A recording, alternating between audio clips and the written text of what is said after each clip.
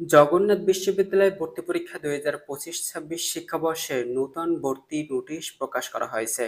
নূতন ভর্তি নোটিশে ইউনিট ভিত্তিক যে সময়সূচি দেওয়া হয়েছিল সেই ইউনিটের ভর্তি পরীক্ষার সময়সূচি পরিবর্তন করা হয়েছে।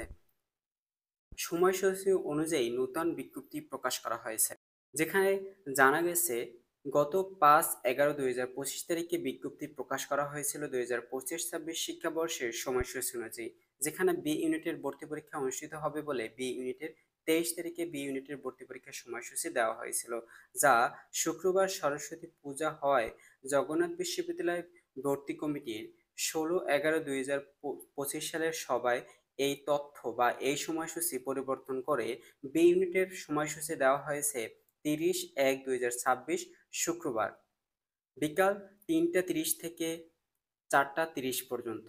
অর্থাৎ গত বিজ্ঞপ্তিতে দেওয়া হয়েছিল বি ইউনিটের শুধুমাত্র ভর্তি পরীক্ষা অনুষ্ঠিত হবে শুধুমাত্র 23 তারিখে, যেখানে সময়সূচি পরিবর্তন করে 30 তারিখে 2026 সালের জানুয়ারি মাসের 30 তারিখে ভর্তি পরীক্ষা অনুষ্ঠিত হবে, যা বিকাল 3টা 30 থেকে বিকাল 4টা 30 পর্যন্ত। এখানে শুধু বি ইউনিটের ভর্তি পরীক্ষার সময়সূচি পরিবর্তন করা হয়েছে, অন্যান্য A unit, C unit, D unit, E ইউনিটের ভর্তি পরীক্ষার সময়সূচি পরিবর্তন করা হয়নি। শুধুমাত্র বি ইউনিটের সরস্বতী পূজা হওয়ায় সেক্ষেত্রে ভর্তি পরীক্ষার সময়সূচি পরিবর্তন করা হয়েছে।